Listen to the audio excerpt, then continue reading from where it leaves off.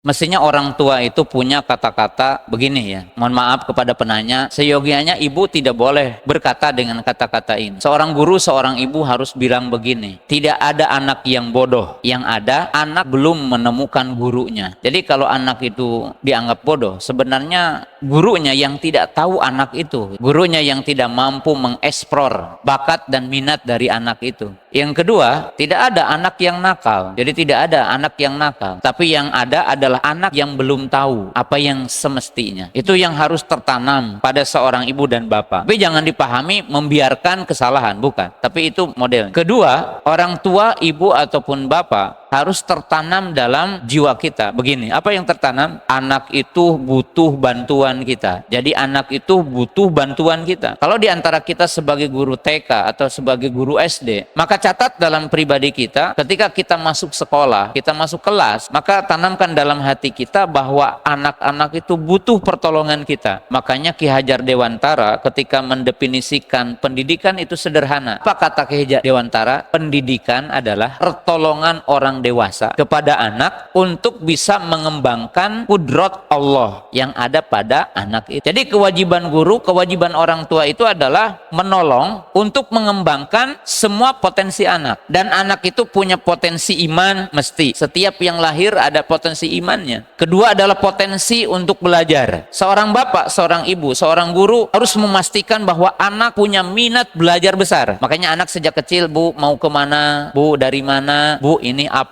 Pak, dari mana? Pak, ini apa? Pak, ini artinya apa? Tapi banyak orang tua yang tidak ingin ditanya anaknya. Bahkan orang tua marah ketika anaknya bertanya. Maka ini mematikan bakat anak, mematikan fitrah anak. Jadi itu pendidikan. Kalau anak sekarang punya coret-coret di dinding. Bagi orang tua yang cerdas, dia akan berkata, alhamdulillah anak saya udah bisa coret-coret. Bahkan antum telah, ini coretannya akan jadi insinyur atau apa. Barangkali dia ahli menggambar, punya bakat. Dari coretannya dipelajari. Kalau anak lempar gelas, umur 2 tahun atau 3 tahun lempar gelas, antum bilang, alhamdulillah motorik anak saya udah berkembang, bisa lempar gelas. Edukasinya apa? Edukasinya dijelaskan fungsi gelas untuk apa setelah itu. Ajarkan lempar yang lain. Makanya di sekolah-sekolah maju, ya, itu diajarin. Pendidikan dengan sistem sentra itu mengajari anak bagaimana menggunakan motoriknya, karena anak belajar dari motoriknya. Diberikan pijakan, ya, diberikan pijakan menggunakan tangan untuk apa. Karena yang terbayang sama ibu-ibu hari ini, bapak-bapak hari ini, yang namanya ngajar itu ngajarin anak tentang pengetahuan saja, tidak terpikir sesuatu yang lain. Jadi pokoknya orang tua, apalagi ke anak kecil, jangan dengan kalimat ini mengatakan anak nakal.